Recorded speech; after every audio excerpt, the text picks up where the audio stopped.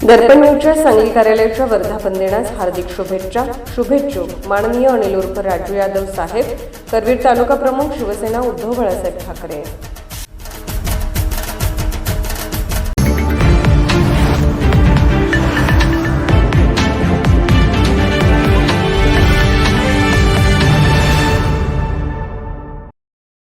कोल्हापूर जिल्ह्यातील ग्रामीण भाग तसेच शहरामध्ये कीटकजन्य रोगांचा प्रादुर्भाव होऊ नये यासाठी आरोग्य विभागाने विशेष कृती आराखडा तयार केला असून त्याची प्रभावी अंमलबजावणी सुरू असल्याची माहिती अतिरिक्त जिल्हा हिवताप अधिकारी डॉक्टर जे.के. कांबळे यांनी पत्रकार परिषदेत दिली। ते म्हणाले, जून महिना हिवताप प्रतिरोध महिना म्हणून साजरा करण्यात येत असून लोकशिक्षण व जनजागृतीसाठी एक दिवस एक कार्यक्रम या संकल्पनेतून विविध उपक्रम राबवण्यात येणार आहे। तसेच जुलै महिना डेंग्यू प्रतिबंध महिना म्हणून साजरा करण्यात येणार आहे। प्रतिबंधात्मक पथकाकडून करण्यात आलेल्या सर्वेक्षणात ज्या घरामध्ये कीटकजन्य आजारांना कारणीभूत ठरणाऱ्या डासांच्या अळ्या आढळून आल्या त्या ठिकाणी तात्काळ उपाययोजना करण्यात आल्या आहेत। दूषित कंटेनरमध्ये टेमीफॉस औषध टाकणे, कंटेनर रिकामे करणे, डास उत्पत्तीच्या ठिकाणी गप्पे मासे सोडणे, ताप सर्वेक्षण, रक्त नमुने संकलन, दूर फवारणी तसेच नागरिकांना आरोग्य शिक्षण देणे या उपाययोजना सातत्याने सुरू असल्याचे त्यांनी सांगितले। डेंग्यू हा आजार शासनाने अधिसूचित आजारांच्या यादीत समाविष्ट केला असून शहरातील सर्व खाजगी वैद्यकीय व्यावसायिकांना डेंग्यू रुग्ण निदान झाल्यास संबंधित रुग्णांची तपासणी परिपूर्ण माहिती आरोग्य विभागास देणे बंधनकारक करण्यात आले आहे। याबाबत दैनिक वर्तमानपत्राद्वारे जनजागृती करण्यात आली असून मेडिकल असोसिएशन मार्फतही खाजगी डॉक्टरांना लेखी सूचना देण्यात आल्याचे डॉक्टर कांबळे यांनी स्पष्ट केले। शहरातील विविध बांधकाम साईटवरील पाणी साठ्याची तपासणी करून दूषित पाण्यात गप्पे मासे सोडण्यात आले आहेत। ऐतिहासिक वारसा लाभलेल्या आणि श्री अंबाबाई तीर्थक्षेत्र म्हणून ओळख असलेल्या कोल्हापूर जिल्ह्यात 7 रोगांना आळा घालण्यासाठी जिल्हा हिवताप कार्यालय, कोल्हापूर महानगरपालिका, साथरोग विभाग, कीटकनाशक विभाग आणि स्वच्छता विभाग यांच्या संयुक्त मोहिमा राबवण्यात येत असल्याचे त्यांनी सांगितले। यावेळी आरोग्य निरीक्षक बाजीराव कांबळे, आरोग्य निरीक्षक S.G. साठे, आरोग्य निरीक्षक सुरेश लाड आदी उपस्थित होते।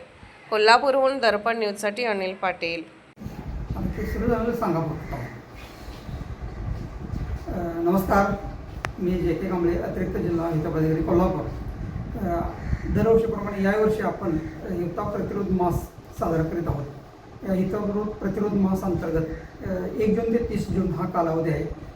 या कालावधीमध्ये एक दिवस एक कार्यक्रम असा महिनाभर हा कार्यक्रम आपण दरवर्षीप्रमाणे यावर्षी घेत आहोत।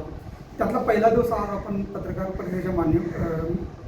परिषदेच्या माध्यमातून जनतेला आणि सर्व नागरिकांना आवाहन करीत आहोत की डेंग्यू, मलेरिया, चिकनगुन्या हे जे काही कीटकजन्य आजार आहेत त्यावर आपण मात करू शकतो। फक्त नागरिकांचा सहभाग वाढवण्याकरिता आपण आरोग्य शिक्षण देण्याकरिता जिल्ह्यामध्ये 3 शिबिर पथकं या ठिकाणी आपण स्थापन केलेली आहेत। या प्रत्येक शिबिर पथकाकडे 4 तालुके देण्यात आलेले असून संवेदनशील गावांना त्यांनी वेळच्या वेळ भेटी देणे, नियमित भेटीमध्ये त्या ठिकाणी लोकप्रतिनिधींचा सहभाग घेणे, नागरिकांचा सहभाग घेणे, शाळेतील मुलांचा सहभाग घेणे, शिक्षकांचा सहभाग घेणे, त्यामध्ये महिला मंडळ असतील, ह्या सर्वांचा सहभाग घेऊन कीटकजन्य आजाराबाबत आपण जनजागृती वाढवणार आहोत। जेणेकरून गेल्या वर्षी जे काय आपण काम केलं होतं त्याचा परिपाक म्हणून यावर्षी 2025मध्ये कीटकजन्य आजारावर आपण मात करून रुग्णांची टक्केवारी कमी केलेली आहे आणि कोरडा दिवस अंमलबजावणी जी आहे ती गुणवत्तापूर्ण केलेली आहे। आणि या गुणवत्तापूर्ण केलेल्या कोरडा दिवसामुळेच पाणीसाठ्यामध्ये जे जे काही पाणी साठवले जात होते ते पाणीसाठे